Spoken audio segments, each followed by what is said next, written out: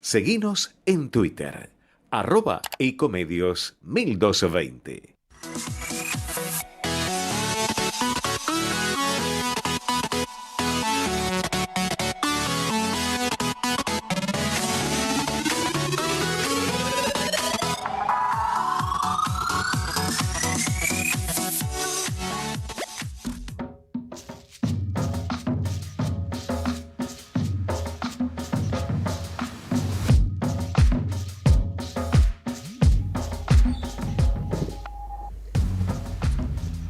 Muy buenas tardes a toda nuestra audiencia. Estamos acá nuevamente en una edición entre ustedes y nosotros con mi coequiper, el doctor Lautaro Nitro Fragnul. Y vamos a empezar hablando un poco de lo que pasó el fin de semana. En primer lugar, vamos a sacar unas conclusiones. La semana pasada yo particularmente había señalado que seguía manteniendo las mismas reservas que tenía con Javier Milei y que en mi caso concreto le iba a votar porque entendía que yo tenía un freno, y como muchísima gente era mi caso, un freno ético infranqueable con el kirchnerismo y particularmente con Sergio Tomás Massa, el candidato a presidente del kirchnerismo. Y que evidentemente buscaba que fuera el menos dañino, que el mal menor. En los balotajes se vota generalmente así, por el mal menor. El candidato o la candidata nuestra en las elecciones generales, en la primera vuelta, había sido desechada por el electorado, porque el electorado vio una propuesta de cambio mucho más profunda, mucho más nítida, así como ella vio enarbolaba una proyecta más nítida en la interna que la que tenía Horacio Rodríguez Larreta. Acá pasa exactamente lo mismo. Vieron que la propuesta era mucho más nítida y las primeras horas, después del triunfo de Milei, sobre todo el tono moderado de su discurso inicial y las acciones que viene realizando hasta el presente, nos revelan que siempre hay que escuchar el mensaje de las urnas. Y nos revelan de que el 55% de los argentinos votaba justamente por ese cambio que fuera mucho más rotundo, porque está cansado de 90 años de postración. En los balotajes se vota siempre en contra, pero en este caso lo que pude advertir era que había festejos en la gente que revelaban que el voto había sido por la positiva. Había gente muy esperanzada. No solo hubo hartazgo, no solo hubo el voto negativo. Se sabe que vienen tiempos difíciles y turbulentos, y uno que tiene que escuchar la voz de la calle en estas horas que transcurrieron desde el día domingo. He podido hablar en distintos lados por motivos estrictamente vinculados con el quehacer cotidiano, con gente de talleres, de automotrices, con gente de fábricas, en los subtes, en los taxis. He podido apreciar que hay un marco de esperanza, como hacía mucho yo no veía en la Argentina. Yo siempre digo que a lo mejor en su momento, con Mauricio Macri, pusimos la vara muy alta, y quizás llevado por alguno de estos opinólogos, Durán Barba por caso, que señalaba que había que mostrar a la gente que todo lo que venía era para mejor, y que después la gente comprobaba que nuevamente había sido engañada.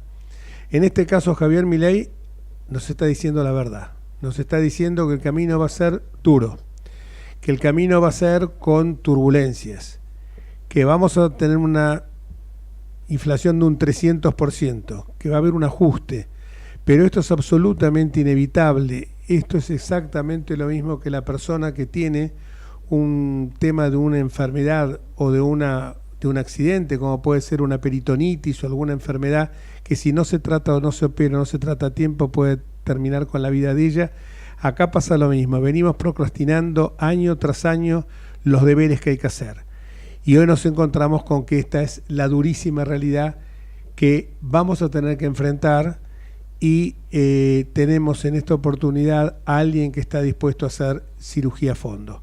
Por supuesto que hay mucha gente que se va a resistir a esto, lo estamos viendo a Viró, mucha gente que ha vivido los privilegios, mucha gente que ha sido incorporada a la administración pública como si la administración pública se tratara de una bolsa de trabajo, o mejor dicho, como si fuera un bolsillo de payaso, donde todo el mundo puede sacar nombramientos, designaciones, etcétera. Creo que llegó la hora en que, y uno escucha a algunos dirigentes, hoy me tocó, por ejemplo, escuchar a Maximiliano Puyaro, un dirigente de la Unión Cívica Radical, que lo apoyó a Milei y que señalaba que en su partido había habido otras voces diferentes, otras voces distintas, pero que él entendía que en las provincias realmente productivas, las provincias que aportan 9 puntos a la masa coparticipable conforme a la ley 23.542 y solo reciben un magro 3-4%, la ciudad de Buenos Aires es justamente una de las más afectadas con un 24% de aportes de fondos coparticipables, y que ahora vamos a ver cómo se va a arreglar Kicillof cuando volvamos a la coparticipación que teníamos antes de ese zarpazo que sobre pretexto de la pandemia nos dio el señor presidente de la República, que ha vuelto a aparecer en escena. Estaba durmiendo una siesta bastante prolongada, me refiero a Alberto Fernández. Los momentos, digo, que vienen difíciles porque hay situaciones que no se van a poder conjugar en el corto plazo. 11.000 millones de dólares de reservas negativas. Las empresas públicas pierden 14 millones de dólares por día. Hoy nos hemos enterado que la cantidad de gente que entró a trabajar en Aerolíneas Argentinas en el último tiempo, Aerolíneas Argentinas, las empresas públicas pierden 14 millones de dólares por día. Hoy una de ellas es justamente Aerolíneas Argentinas, que el señor Viró, que siempre se ha caracterizado por ser un matón, dice que muerto lo van a sacar. Estoy seguro que nadie no se va a morir, por cierto, ni lo van a sacar muerto tampoco, porque me parece que hoy hay un clima social como para que los Beliboni, los Delía, los Pérsico, los Pitrola encuentren que cuando quieran salir a la calle atrás van a tener muy pocos soldados, porque la gente, vuelvo a repetir, quiere aires de libertad. Particularmente sabemos que va a tener una dificultad en las cámaras Javier Milei, sabemos que hoy hay una oposición que se ha ido fragmentando, pero también sabemos que hay todo un interior productivo, me refiero a las provincias realmente que han sido muy afectadas. Hoy le preguntaban justo a Maxi Puyaro si este manotazo que le iban a pegar, esta suerte, que si él se encontraba en una situación de fragilidad económica cuando suma el 10 de diciembre como gobernador de la provincia de Santa Fe, él dijo: miren, peor no voy a estar, y eso que Perotti del mismo signo, no vamos a estar peor los santafesinos del mismo signo que Alberto Fernández. Y hacía referencia justamente a algo que decía por lo menos mis diputados hoy, porque el tema que se están quejando muchos gobernadores es que no tienen plata para pagar los sueldos. Pero cuando decidieron de financiar al Estado con ese aumento que solamente benefició a 800.000 personas, subiendo el mínimo no imponible, no pensaron eso, porque eso lo estaba detrayendo a la masa coparticipable. Y se olvidaron de que había más de 2,5 millones de autónomos y de monotributistas, que con esa quita que se había hecho, a ellos no los había afectado, no los había beneficiado, y que iban a pagar todavía más impuestos porque se recargaba sobre ellos lo que se detraía del otro lado. O sea que esos gobernadores, incluido el gobernador ya saliente de la provincia de Jujuy, Morales, en ese momento no les importó, sobre todo también a los gobernadores justicialistas desde ya y kirchneristas, no les importó, porque dijeron: beneficiamos 800.000 personas. Los americanos tienen una frase muy linda que es: no hay desayunos gratis. Y ya hay gobernadores, por caso Rogelio Frigerio, gobernadores electos, por caso Alfredo Cornejo, que van a interponer denuncias contra,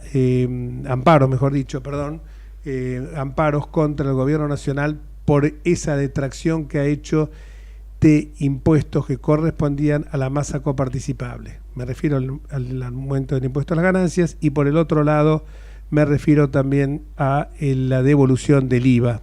El plan Platita funciona muy bien para hoy, para mañana es una piedra más en el zapato que nos sigue conduciendo a la decadencia argentina. Este gobierno deja una bomba de tiempo que va a tener que desactivar el próximo gobierno y que lo va a tener que hacer con toda celeridad, porque hay 24.000 millones de dólares del ELIX que va a haber que responder. El presidente electo ha dicho que va a cumplir con todos y cada uno de los compromisos y que esto lo van a tener que pagar los sectores más ligados al sector público.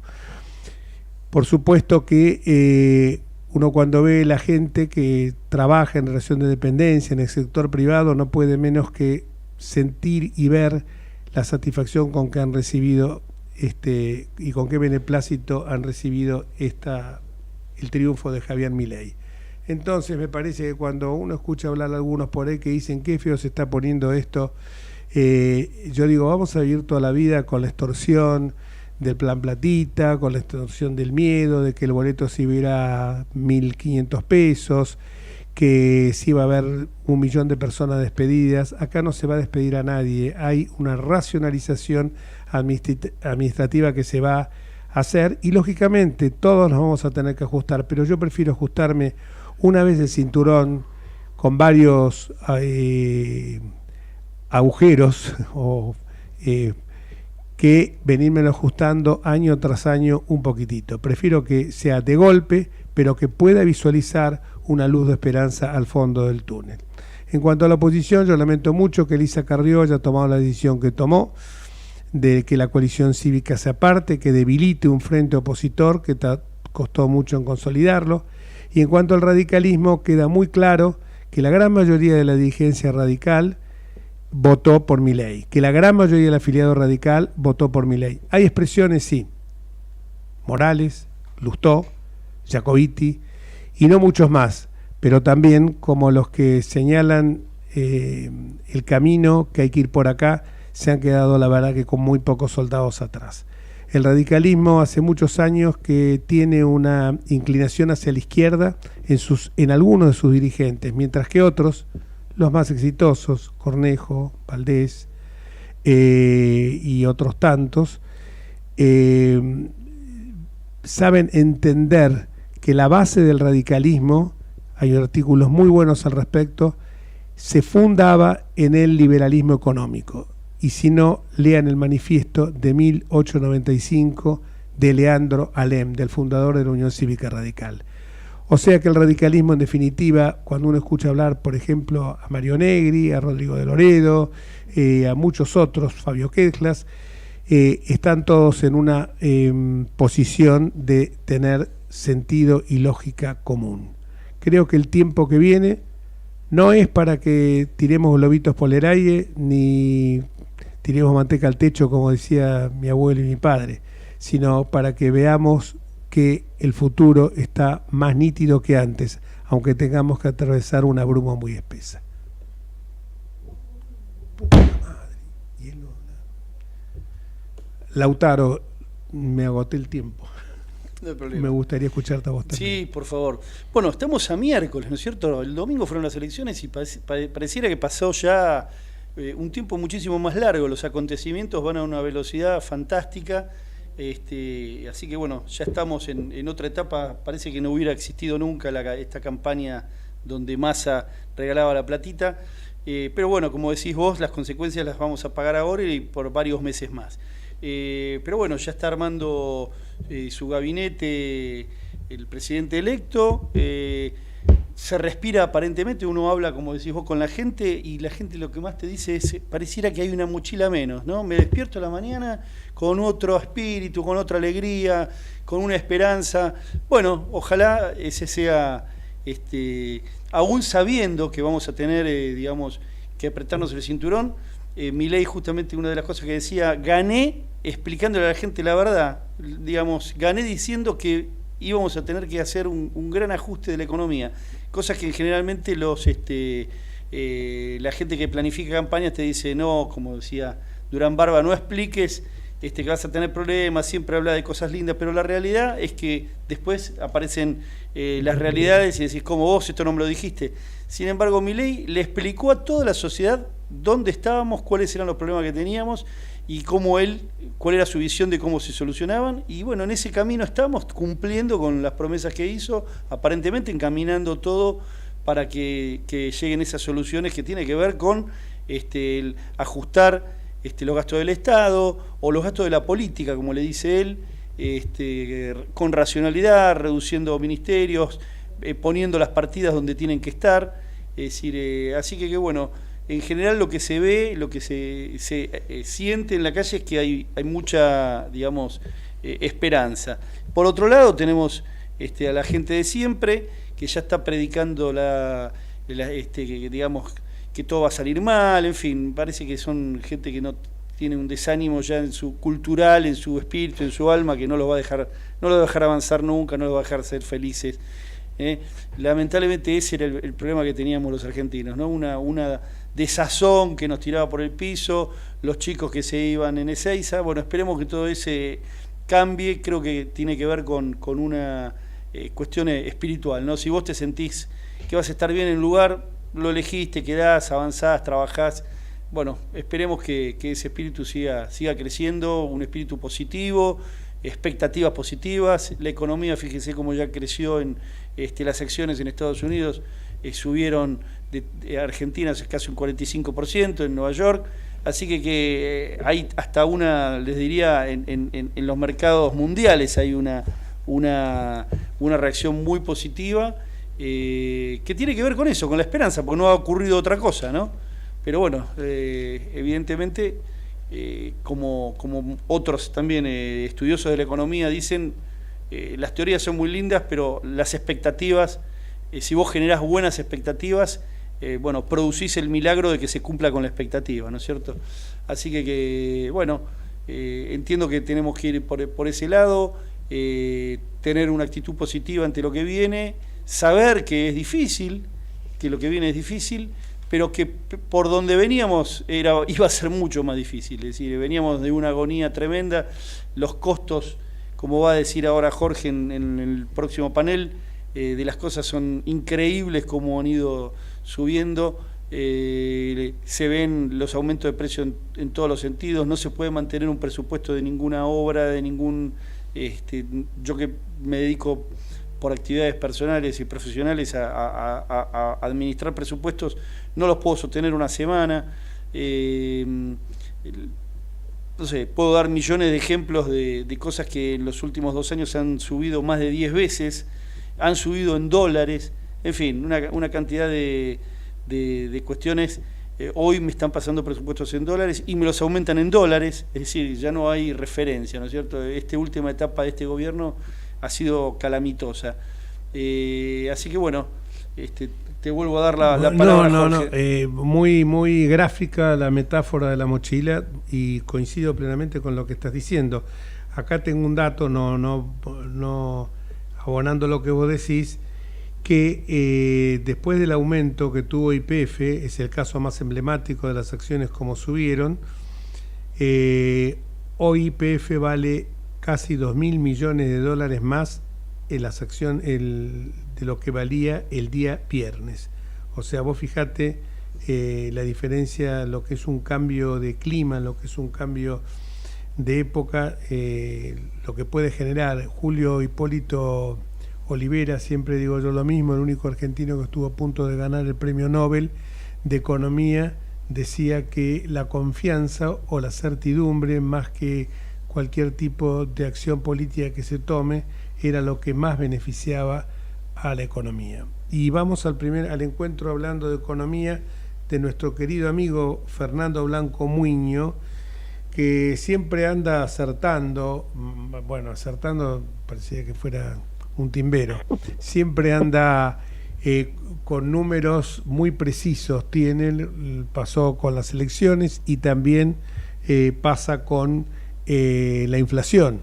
Lo que pasa es que esta vez me parece que le escamotearon, el INDEC le escamoteó algunos centésimos, algunas décimas de lo que él había pronosticado, pero evidentemente la góndola le termina dando la razón. Hola Fernando, Lautaro y Jorge, te saludamos. Hola, buenas tardes. ¿Qué tal, Lautaro? Qué gusto escucharte, Jorge. Siempre un placer conversar con vos. ¿Cómo estás? Igualmente.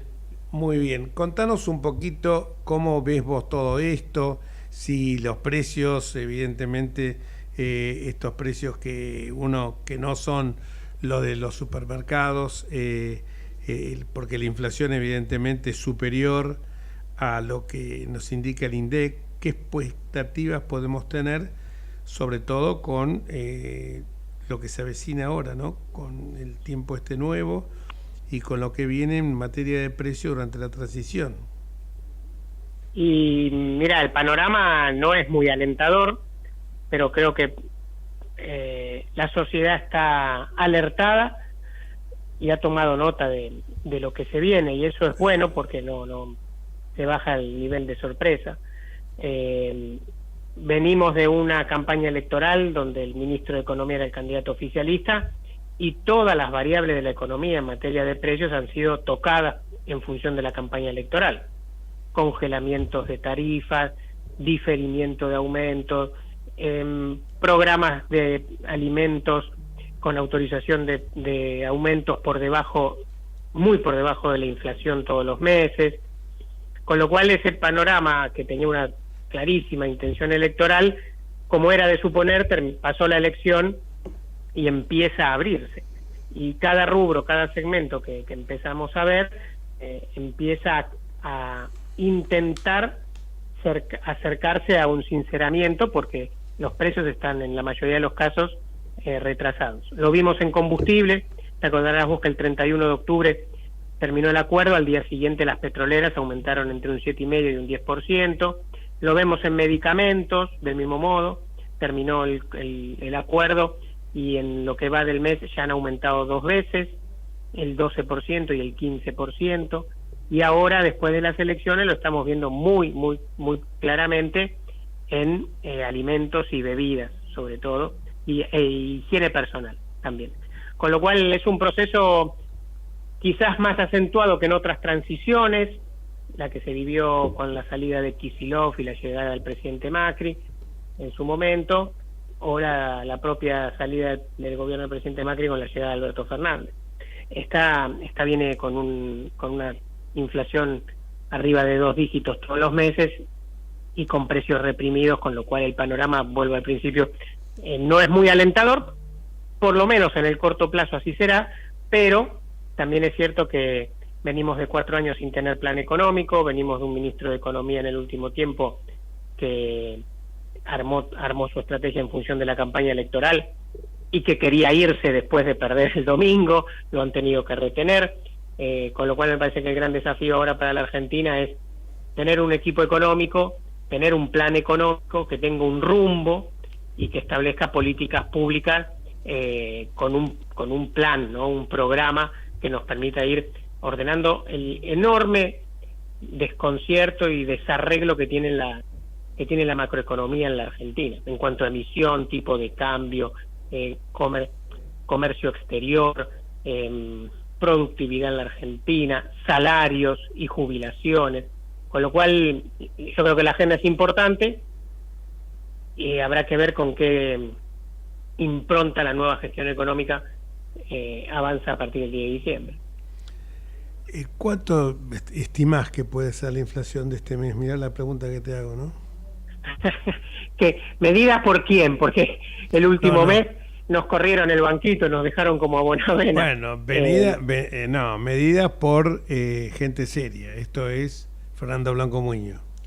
Y mirá, la tendencia, ya estamos en la tercera semana del mes, la tendencia es volver a los 2 dígitos. Hay impactos muy fuertes este mes como carne. El gobierno pasó por bajo el radar, pero el gobierno después de la elección ha hecho una pequeña devaluación porque ha modificado para el régimen exportador la liquidación de divisas, que era 70-30, pasó a 50-50, con lo cual ahí tenés un 20% de una devaluación encubierta para un sector de la economía que después se traslada a precios. Y lo que estamos viendo esta semana después del balotaje es que entramos en el terreno del por si acaso, ¿no? Puntos de venta que no venden, a veces porque no tienen, otras veces porque guardan, mayoristas que hacen lo mismo, proveedores que suspenden los pedidos que habían recibido de compra y los difieren para una nueva lista de precios, ofertas que desaparecen y que no hay intención de volver a ponerlas en vigencia, con lo cual yo creo que el panorama para esta semana, para este mes de noviembre, va a ser de una inflación alta, que se va a continuar en diciembre, que históricamente es un mes de inflación más alta, fin de año, las compras navideñas, las juntadas de la familia, con lo cual creo que tenemos un fin de año caliente en materia de inflación, un verano que también lo va a hacer. Piensen ustedes que todo el plan platita del ministro Massa va a empezar a impactar en las mediciones de inflación a partir de enero, febrero, con lo cual vamos a tener un primer semestre complicado. Veremos a partir del 10 de diciembre cuáles son las políticas que implementa el nuevo gobierno con su nuevo equipo económico para empezar a bajarla. Con el tema de las importaciones, ¿cómo estamos? Otra bomba de tiempo. Claro. Otra bomba de tiempo. Siempre se habla de la bomba de la LELIC. Yo te diría, Jorge, que el comercio exterior argentino es otra bomba de tiempo. Tenemos un pasivo de casi 35.000 millones de dólares. Esto es, importadores argentinos que le han comprado a sus clientes en el extranjero, esos proveedores les han mandado la mercadería del extranjero y todavía no se le pagó. Esa bola de dinero son 35.000 millones de dólares. 35.000. Sí, que en forma aviesa este gobierno ha dejado crecer. Porque desde que Massa es ministro, todos los plazos de pago de las importaciones han sido estirados en el tiempo para meses, que caigan los vencimientos después del 10 de diciembre. Con lo cual, cualquier gobierno que hubiera ganado, a partir de diciembre, tenía esta bomba de por medio, que es tener que salir a cumplirle a los proveedores extranjeros, que son los que mandan mercadería y que son los que también hacen funcionar muchos sectores de nuestra economía. Al día de hoy tenemos plantas automotrices que están parando porque no tienen insumos, por ejemplo. Entonces, este impacto tiene que ver con el comercio exterior. Por eso lo pongo como un tema muy importante. Importaciones y exportaciones, cada sector tiene un dólar propio, eso es inviable. El dólar soja, el dólar Malbec, el dólar aceitunas, el dólar economías regionales. No va, una economía no se maneja así. Hemos llegado hasta acá, en el medio de la campaña electoral. Terminada la campaña electoral, la Argentina necesita un poco de normalidad. Vos sabés que respecto a lo que decís, estuve hablando este fin de semana justamente con un gerente de una empresa de origen alemán que produce acá en la Argentina, pero importa mercadería de diferentes lugares, y me decía que la empresa madre se está haciendo cargo de las importaciones desde hace 6 meses que el gobierno no les da $1 para pagar las importaciones. Y claro, únicamente se están financiando gracias a que la empresa madre está pagando allá, pero estos están generando una deuda de la sucursal acá en Argentina terrorífica. Y me dice, claro, hay otras empresas, hay empresas nacionales que están quebradas directamente porque no tienen nadie y empresas americanas que, a pesar de que tienen empresas madres que podrían ayudarlas, directamente han tomado la decisión de no ayudarlas, y próximamente, me dice, va a haber anuncios de plantas cerrando muy importantes de empresas americanas que directamente se van a ir del país. Pero eso es ahora, ya me lo están anunciando en estos días. Sí, esperemos que no se vayan del país. Yo creo que esto que estaba diciendo Jorge antes de hacer la nota en relación a YPF es una muestra de lo que significa la confianza y ciertas condiciones de certidumbre y cómo YPF, solo instalando una noticia y designando una persona idónea para estar a cargo de la empresa, se capitalizó en $2.000 millones. Creo que hay que apostar a eso, a que la Argentina retome un camino de normalidad, como se trató de hacer en algunos casos con éxito, en otros con menos, durante el periodo 2015-2019, pero caminábamos a ser un país normal y abandonar esta ruta a la que nos ha llevado el kirchnerismo en sus 16 años de gobierno. Muchísimas gracias, querido Fernando, y seguimos al habla. Por supuesto, un gusto como siempre, que tengan muy buenas tardes. Hasta luego. Gracias. Vos sabés que quería recordar una cosa. Vos pensás que nosotros en el año 73, el gobierno de esa época, también del mismo signo que tenemos ahora, después de varios desatinos, logró que la empresa más grande del mundo de la época, que era General Motors, que estaba en Argentina desde el año 1920, se fuera del país. La empresa automotriz más grande del mundo. Agarró las valijitas y se fueron. Nunca más volvieron. Sí, seguro. Cuando el capital no encuentra un clima propicio, el capital no tiene bandera. O sea, y esto es acá, y les guste o no les guste, a los Pitrola, a los del Partido Obrero, algún sector del radicalismo, es así. Lo que pasa es que también cuando hablamos de la casta, hay una cosa que me decía un amigo hoy, me dice, casta, todos los que están ocupando cargos en el gobierno no nacieron de un repollo, no los trajeron de Laponia, ni de Escandinavia, y vinieron acá a la Argentina. Todos tienen su pasado. Uno me decían de que viene del dualdismo, el otro, Guillermo Franco, se empezó fundando un partido con Manrique, el Partido Federal, después con Manrique estuvieron aliados con el radicalismo, fue en la misma lista que Angelós, después estuvo con Cavallo. Entonces, lo que se refiere con la casta, y esto hay que precisarlo, es la gente que vive de los privilegios. Es eliminar la corrupción, es eliminar el gasto superfluo, el tipo que tiene 4 choferes, el tipo que usa 4 autos. Yo me acuerdo cuando Julio Sayé asumió como intendente de la Ciudad de Buenos Aires, allá en el año 83, lo que primero hizo fue disponer, yo era asesor ad honorem de la intendencia en ese momento, lo que primero hizo fue disponer la subasta pública de todos los autos, y que cada uno se manejara con el auto. ¿Sabes lo que pasa? Una vez un diputado nacional vino y me dijo, ay, qué cansado que estoy, esta actividad es tremenda. Y una señora que estaba ahí le preguntó, perdóname, ¿te pusieron una pistola en el pecho para ser diputado nacional? No. Vos te presentaste en una lista. ¿Sabías que era una carga, no un cargo?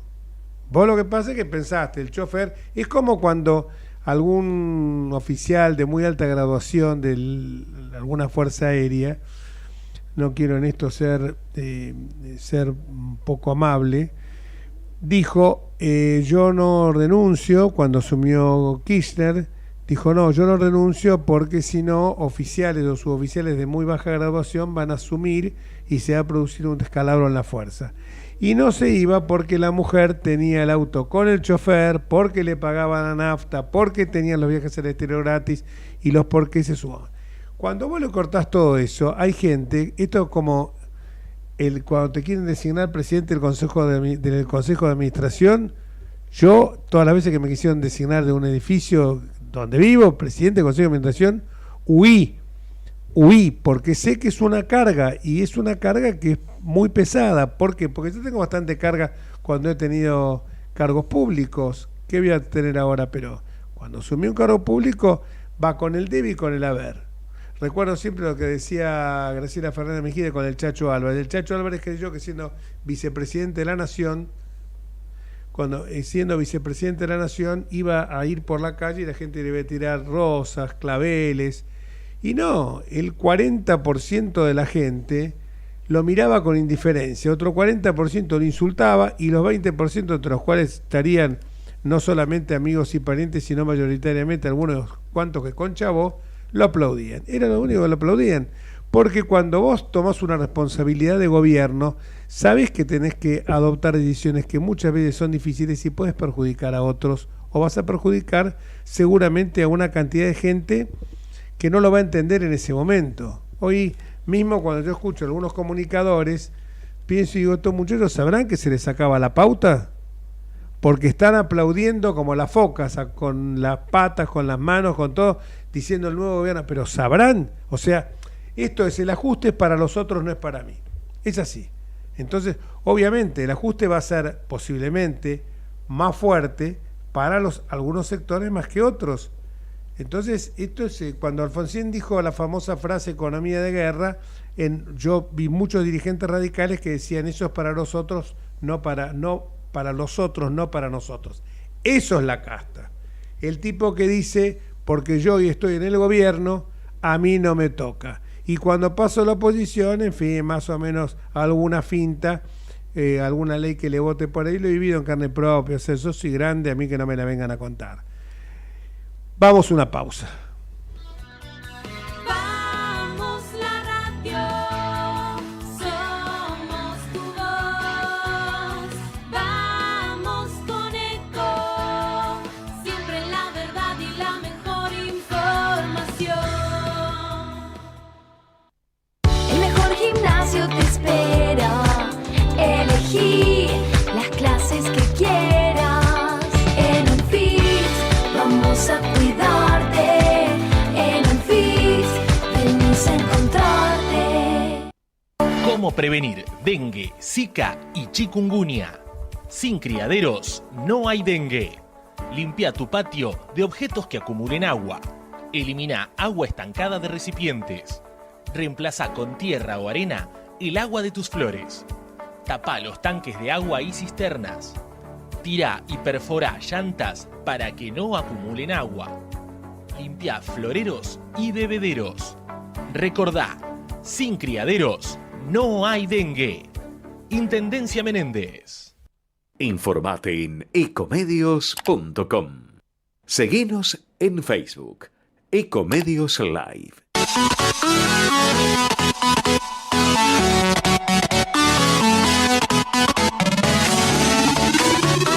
Escribanos en tu ciudad. Nuestro consejo es prevenir problemas. Colegio de Escribanos de la Ciudad de Buenos Aires. Consejo Federal del Notariado Argentino. El Colegio Profesional Inmobiliario auspicia este programa. Colegio Profesional Inmobiliario, cada vez más profesionales. ¿Conocéis los planes de salud de Andar, la obra social de los viajantes vendedores? Planes para empleados en relación de dependencia, monotributistas y particulares. Solicita un asesor comercial al 0810-345-0184.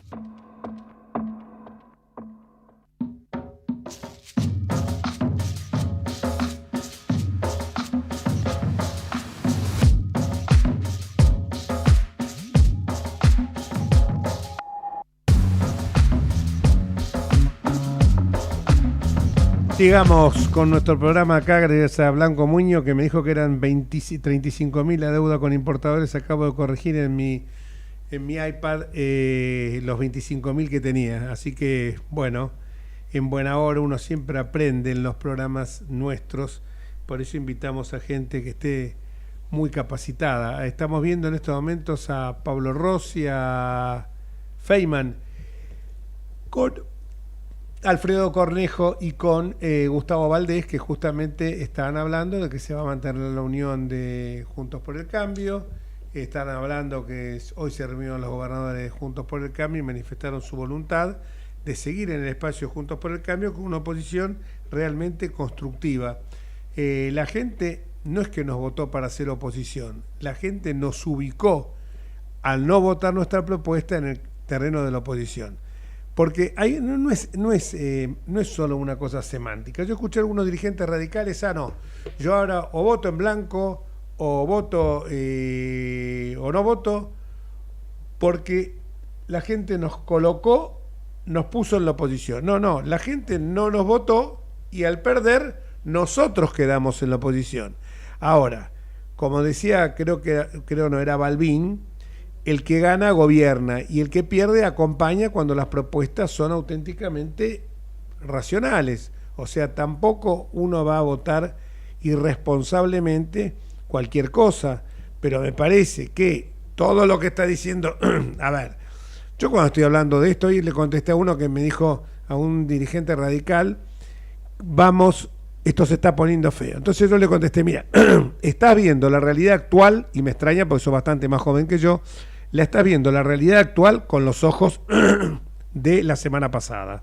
De la semana pasada a esta, vos no te diste cuenta porque vivís en la Argentina, y vos no te diste cuenta porque uno lo ve con el tiempo, cuando se produjo un terremoto político. ¿Por qué? Porque las ideas estas liberales empezaron a cuajar hace 4 años atrás, cuando irrumpieron en el escenario político con fuerza los señores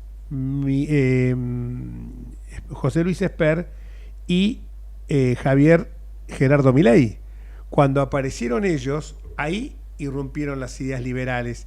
Ideas liberales que por supuesto la habían tratado de llevar adelante Ricardo López Murphy, un excelente teórico, un hombre del radicalismo. La había intentado también llevar en su momento otros como por ejemplo Cavallo, como por ejemplo el propio Menem, pero todas esas cuestiones terminaron, todo eso terminó, no el caso de López Murphy porque nunca gobernó, pero el otro terminó mal, porque la convertibilidad se transformó en una panacea, pero de esa convertibilidad había que salir, no podíamos sine die estar viviendo con el 1 a 1, porque era lo mismo que en la época de Martínez Dios, cuando explota y las esquirlas salen para todos lados.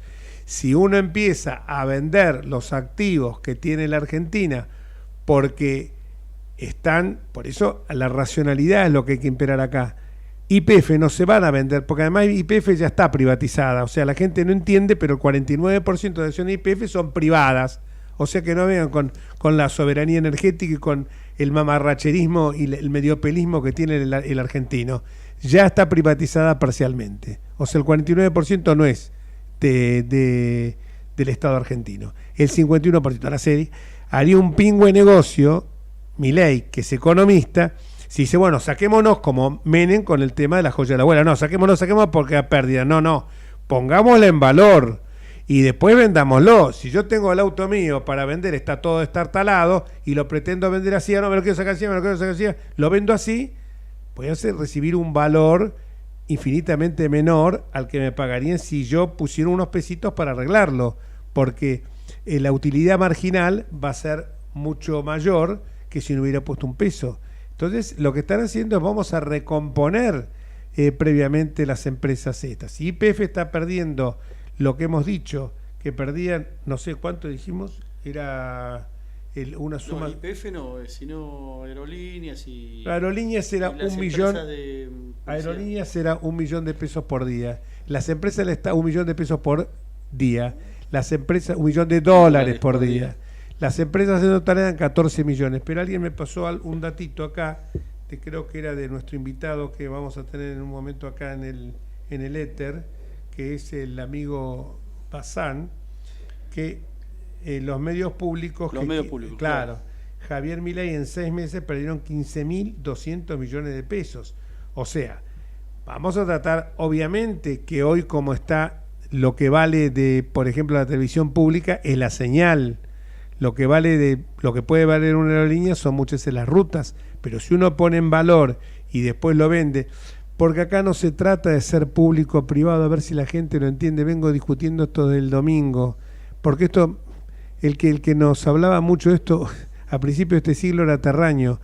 Lo importante es que si es privado o público sea eficiente, y si es privado, que no pongamos el zorro dentro del gallinero, pongamos entes reguladores, que sea gente capacitada para controlar. A mí me ha tocado ver en algún momento en alguna lista que decían, bueno, si no entras como diputado, te mando al ENRE, a una persona que no tenía la más pálida idea que era el ENRE, y preguntó, ¿qué es eso? El ente de regulación de la energía. Ah, y miró con una cara como diciendo, ¿y yo de eso qué sé? Bueno, era así, el ente del gas, el ente regulador... Pasa en los entes cooperadores, cuando muchas veces en un ente público no estatal, dicen, no, mandalo a fulanito de tal, y pasa en el Estado también. Entonces, si quienes tienen que controlar no tienen la más remota idea de qué se trata, y encima, aparte de ignorantes, son corruptos, obviamente el servicio va a ser absolutamente deficiente, y encima el servicio tiene tarifas congeladas, ficticiamente congeladas, porque sabemos que nadie va a tener una tarifa congelada y va a seguir perdiendo plata sin edil. Si no, vayamos al Uruguay, cuánto vale la energía eléctrica y cuánto vale los hidrocarburos, y preguntemos en el interior del país a cuánto está el boleto en Córdoba, en Mendoza, en Santa Fe, en Corrientes. Nadie tiene los privilegios que tenemos la gente del AMBA. Pero ya para hablar de este tema, y sobre todo para hablar de lo que pierden las empresas públicas mensualmente, como decía recién, o diariamente, lo tenemos a Gustavo Bazán. Hola, Gustavo. ¿Cómo te va, Jorge? Muy bien. Gustavo, los medios públicos que quiere privatizar Javier Milei. En 6 meses perdieron 15.200 millones de pesos o de pesos, quiero pensar. No, de pesos. De pesos. Igual es una bocha, ¿no? Es mucho, y para traducirlo a dólares hay que tomar el dólar, el tipo de cambio oficial, pero bueno, promedio de estos 6 meses. Pero bueno, sí, tengo como, me da mucho retorno la conversación mía y me escucho a mí mismo. ¿Se podrá corregir eso? A ver, ¿podemos corregir bueno, el retorno? Ahí estamos.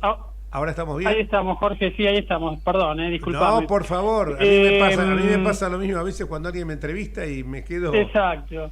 No, el tema con los medios públicos, bueno, yo recurrí a los números oficiales específicos de estos 3 medios que dependen del gobierno nacional, que son la televisión pública y Radio Nacional, la agencia oficial Telam, que se autodenomina agencia de noticias de bandera, medio como si estuvieran hablando de aerolíneas también, la aerolínea de bandera, y medios públicos, que es un negocio nuevo que surgió con el kirchnerismo, donde está el canal Encuentro, Paca Paca, y otras señales, entre comillas, educativas, pero que si uno se toma el trabajo de mirarlas un rato, son bastante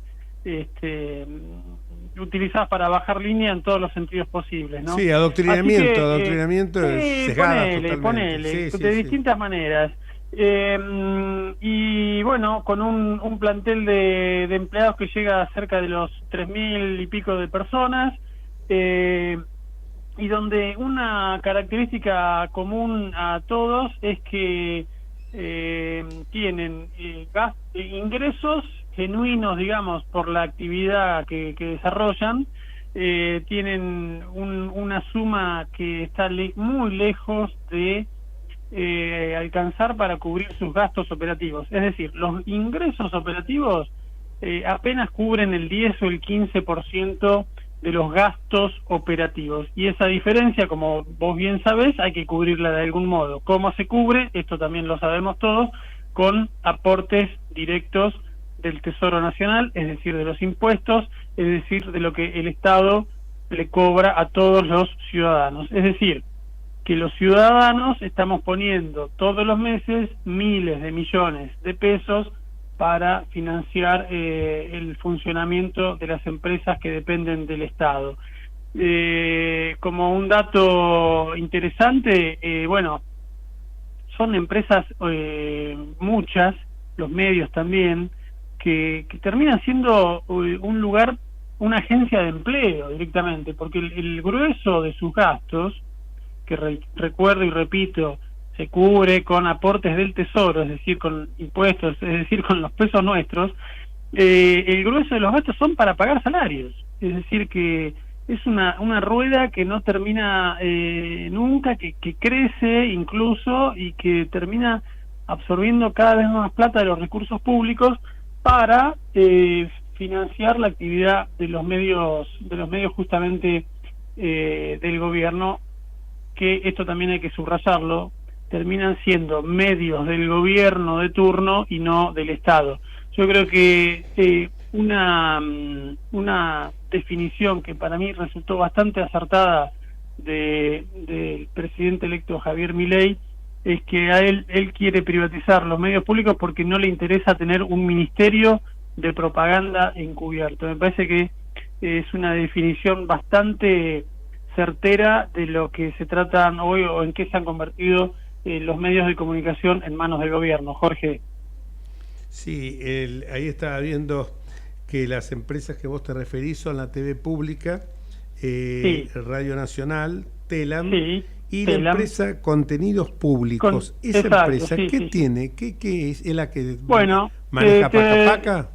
Como te decía recién, es la responsable de los contenidos de Paca Paca, Canal Encuentro, un canal de deportes. El 90 creo que está. No, en el 100. En el 100. Uno antes de TIC está. Uno antes de TIC, sí. Bueno, pero eso básicamente se ha convertido en una plataforma para que distintas productoras de contenidos privadas vendan ahí sus contenidos y el gobierno se los paga, y entonces se arma ahí una rueda de la felicidad bastante importante. Pero bueno, hay vos bien lo decías citando a Rodolfo Terraño, el tema de los medios o de todas las empresas, que más que si son públicas o privadas tienen que funcionar y darle un beneficio a la sociedad en su conjunto. Lo mismo se habla yo digo que es parecido cuando se habla a lo de la educación. Viste que hay mucha gente que se pone en una superioridad moral pretendida, diciéndote bueno, no, porque yo me formé en la educación pública. Bueno, está bien, te felicito, pero más que si es educación pública privada, yo quiero anteponer tanto a la educación como a los medios de comunicación el concepto de calidad, que es lo que me parece realmente más importante, más allá de quién es el dueño del medio. Y otra cosa, se hace una defensa de los medios públicos porque dicen que llega a todo el país, e incluso en algunos lugares muy alejados o con muy poca densidad poblacional, son los únicos que le llegan a la gente. Bueno, yo en principio digo, bueno, pobre la gente que solamente puede consumir Canal 7 o la TV pública, donde vos prendés la televisión y es impresionante, en un país donde la pobreza ha crecido a niveles realmente vergonzantes, donde la mala alimentación de los jóvenes es una señal ya de alerta bastante dramática. Lo único que se ve es muchas horas dedicadas a programas de cocina donde están todos contentos, felices, bailando la ronda, la batata alrededor de la chocotorta, en fin. Quiero decir, es que hay No, está buenísimo. Se ha la ronda de batata alrededor de la desvirtuado, chocotorta, me encantó. Y la gente, a ver, si alguien necesita, y esto ya está demostrado, y estas elecciones más que nada, la gente no necesita de los medios de comunicación tradicionales para informarse o para buscar la información que ellos quieren. Están las redes sociales, está TikTok. Pero claro. Y que tampoco el medio público tradicional es una garantía de calidad como para decir, no, mirá esta señal de televisión y no mires TikTok. La gente sabe lo que quiere, elige. Mira, y el además diario... todo el mundo tiene celular. Yo te voy a decir una no cosa. me vengan con Sí. que la gente no puede informarse. De hecho, cuando la actual vicepresidenta de la Nación informó su fórmula presidencial con Alberto Fernández, lo informó por tweet. Seguro. No necesitó ni Telam, ni Cadena Nacional. Bueno, no era gobierno, o sea que la cadena no la podía. Pero quiero decir, utilizó la red, el mecanismo o el medio de comunicación que consideró que iba a resultarle más eficiente para llegarle más rápido a la mayor cantidad de público. Entonces, que no me vengan que no se pueden utilizar. Estamos en el siglo XXI y las tecnologías han cambiado. Es como si nos pusiéramos a protestar porque se elimina la dirección de linotipos del Congreso de la Nación donde se imprimen las leyes o el boletín oficial, digamos. Entonces, no tiene sentido esta discusión, me parece, Jorge. Discúlpame que me haya extendido tanto. No te extendiste, porque yo te digo, la verdad, cuando la gente dice que no se escucha en el interior, hoy somos muy pocos los que compramos el diario papel. Y te digo, entre esos está nuestro otro amigo Osvaldo Pérez San Martino. Por supuesto, me dice, el único que imagino. recibe el diario en todo mi edificio soy yo. Y en el mío pasa lo mismo. Y yo encima consumo dos que son Nación y Clarín. O sea que los dos que consumo, y te digo la verdad, a veces las noticias, porque como hago propaganda, ¿no? Pero estoy en Clarín 365 y en La Nación, el Club La Nación. Por ejemplo, Borenstein, César Dossi, no me puede. Me dice, te anticipo la noticia, Kirchbaum, te anticipo lo que va a salir mañana. Entonces lo leo en el iPad a la noche. Exactamente. O sea, y el abono que estoy pagando lo pago que si voy a poner, lo pago, claro, feliz. Pero aparte, me sale más barato que comprando el diario. Pero el diario lo mantengo, pero mis hijos que tienen, andan por los 40. Tradición y claro. nada, está bien, no pasa nada, pero la realidad se va imponiendo, digamos, Y en el somos cada vez interior, menos. y en el interior hay muchísima gente que te dice, yo escucho los medios locales, que muchas veces es por streaming, es la FM Sí. local o es por YouTube, que escuchan medios locales, o sea que tampoco... Bueno, Igualmente, disculpame Sí. introducir acá un paréntesis. En las provincias, los medios locales muchas veces están muy subordinados al poder de la provincia, al poder, digamos, Exactamente. al poder ejecutivo de la provincia. Entonces eso te das cuenta Gustavo, cuando estás en el interior, sí. agarrás Gustavo. un diario o ves la tele local o las radios, están muy subordinado a la información oficial. Eso no nos Seguro. engañemos tampoco. Gustavo, Así abonando lo que que- vos decís, perdóname, ¿no? Abonando lo que vos Sí, decís, sí. el tema, básicamente, más allá de cuál es el medio, si se están utilizando o no nuevas tecnologías o no, hay canales que tienen éxito. El problema de esto es que Claro. el contenido es tan malo que no lo ve nadie, por eso tiene No, pérdidas pero terribles, es que porque no no hay hay ninguna empresa no que no ponga, que interesa. pague publicidad o que pague o que sostenga ese medio. Son 3.455 personas en contenidos públicos.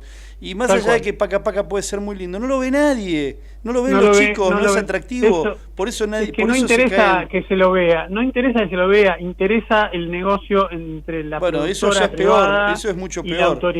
Eso es mucho Y peor. disculpame que vuelva un minuto porque todos tienen unos fines absolutamente nobles y loables, ¿no? La trascendencia del medio de comunicación público para llevarle la El información folclore, a la por gente. ejemplo, podés transferir. No, pero Ponele que déjame por déjame radio, decirte, sí, déjame decirte este caso puntual que yo lo menciono en la nota.